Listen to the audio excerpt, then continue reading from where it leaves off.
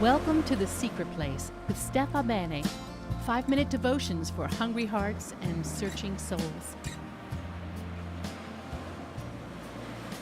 Good morning.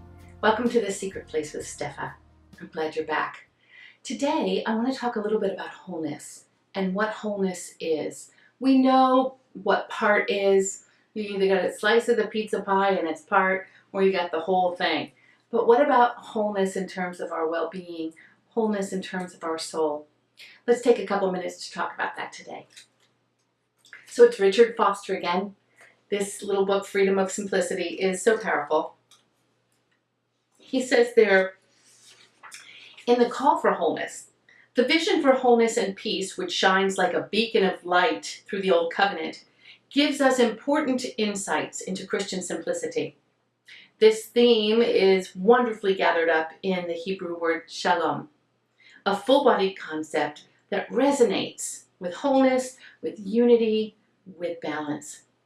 Gathering in, but much broader than peace, it means a harmonious, caring community with God as its center, as the prime sustainer and most glorious inhabitant. The great vision of shalom begins and ends our Bible. In the creation narrative, God brought order and harmony out of chaos. In the apocalypse of John, apocalypse of John, we have the glorious wholeness of a new heaven and a new earth. You know, wholeness is something that is very elusive.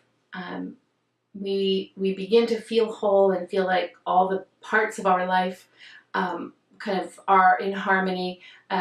And in that sense, if you have that, you know that that's a feeling of being blessed, even when things aren't going right, when everything seems to be not so much going right, but we have peace about it all, and there's like an inward gathering of our soul. We feel good about it.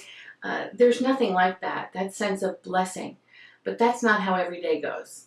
I mean, sometimes, like this week, I took such a stumble. I'm not a faller. I'm not an old lady, and I don't fall, and I'm not frail. I'm pretty sturdy. Look at me, I'm sturdy. But let me tell you something.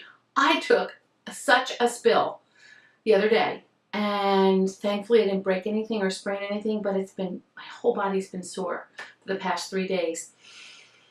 And sometimes you have days like that. Sometimes you have days where someone misunderstands you, or you misunderstand someone else, and there's aggravation or frustration or harsh words or tears. Something hurts you emotionally. That happens to all of us, and sometimes, and I don't know if a day really goes by where there's not something that is off or goes a little bit wrong or greatly wrong, but we can still have shalom in the midst of that.